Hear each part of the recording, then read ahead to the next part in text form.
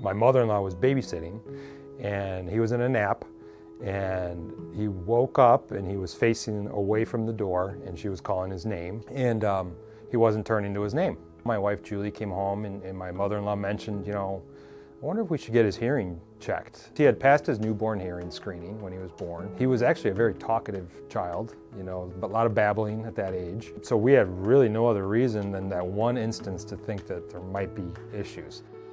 Julie and I both went for the test, and it was at the basement of like this really dark old building. And the audiologist was doing the test, and we were in the room. And at the end of the test, she swivels around in her chair, and she had tears coming down her eyes. And obviously that's when we knew something wasn't right. He was officially diagnosed at about 6 months old. I was doing a bunch of research on it and researching other schools or other different things we could be doing. I was still looking into sign language. I was still, you know, looking into other avenues. How do we communicate? You know, this was, you know, he's not even a year. There's so many questions out there.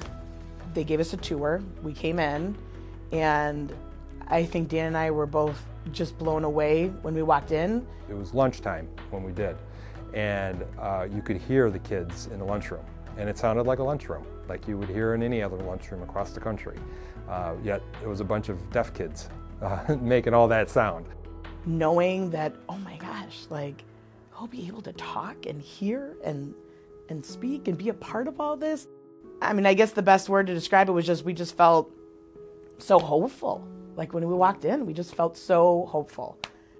So I would sit with our speech therapist who was here, and we'd have all different kinds of therapy, and it would just be the three of us learning it. And so it was exciting when he starts talking and he's, you know, learning all these things that we didn't think was going to happen.